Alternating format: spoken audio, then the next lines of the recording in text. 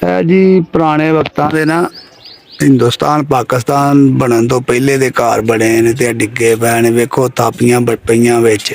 ये नरवड़ पिंड दा नरवड़ पिंड दे विच ने बिल्कुल पाकिस्तान दे नाल पिंड उत्थे आ जेड़ा ना सीन हैगा। इत्थे कोई राश रैश रुश नहीं है।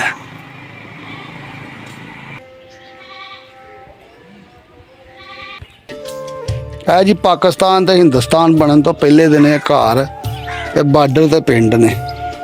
नरवड़ पिंड है। वेखो जरा की हालत हुई है मकान दी। छत्तां भी डिगियां ने ते जी यानी कि पुराने जेड़े घर ने हुण टिक डुग पै ने। जिन्हां दे साईं है ने वो सही ने ते जेड़े नहीं है वो कोई नहीं सही। वेखो मराब बनाए ने मकानां दे विच इन्हां ने पुराने वक्तां च। ते इन्हां दे कमरे ने। कमरे भी बड़े हालत इन्हां दी खराब है। वेखो तो डबल स्टोरी कमरे ने। इन्हां ने वाह वास्ते बनाया सी। टट टुट गए ने मकान। वो बाग जिनके लाखों माली थे ना वो बाग रहा ना वो माली रहे। वेखो विच खोते बन्ने ने अगलियां ने। छत्तां डिग डुग पईयां ने। ते वीडियो तुहानूं चंगी लगे तो लाइक जरूर कर दिया करो ते अगे शेयर भी कर दिया करो ते बैल नूं दबा दिया करो जेड़े मेरे भरा को जावे जेड़ी नवीं वीडियो बने मेरे सारे भरा वेखण। वेखो सीन है पुराने घर ने हिंदुस्तान पाकिस्तान बनन तो पहले दे। ये नहीं पता किहड़े जी दा किहड़े भरा दा जिहड़ा इत्थों चला गया है। लेकिन ये पहले वक्तां दे ने। वेखो जमीन दे विच वड़ गए होए ने मकान।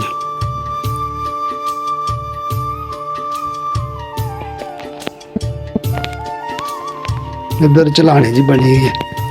वेखो थल्ले खुड जान डई है। आ पौड़ियां चढ़न डईयां हन।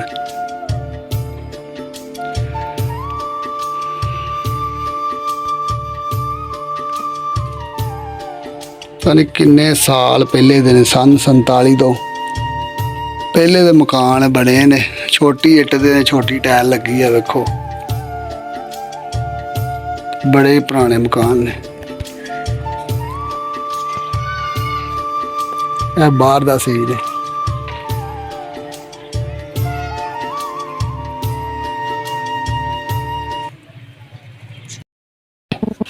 ये कदों सही कराना जे?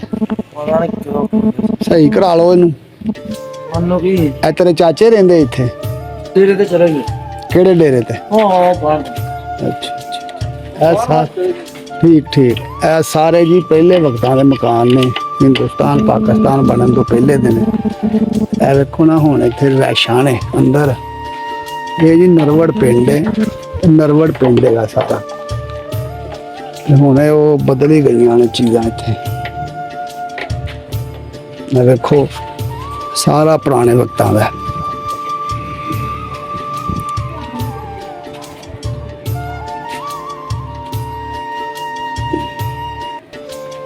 मैं बाबा डेरा बनया है। वेखे ना इत्थे भी रैश हैगी अंदर। हुण ते इत्थे हरे कोई रहिंदा कि नहीं रहिंदा। ये भी किसी पुराने वक्तां दी हवेली है ना। सारा जी नरवड़ पिंड है। वेखो जरा पहले वक्तां दे इत्थे घर हैगे ने। पहले जेड़े इत्थे सन 47 तो पहले दे भारत जेड़े चले गए ने साडे सिख भरा हिंदू सिख जो पाकिस्तान ते हिंदुस्तान कट्ठा सी उदों दे घर ने पहले दे।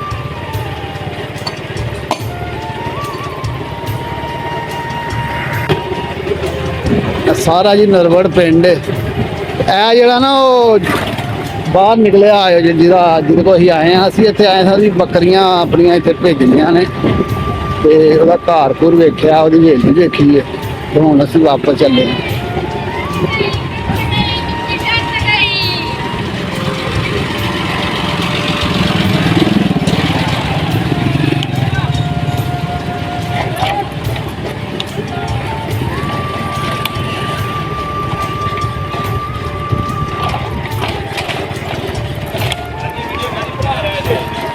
वीडियो नहीं बनती। बूटे बकरियां वाले दी बनान दा।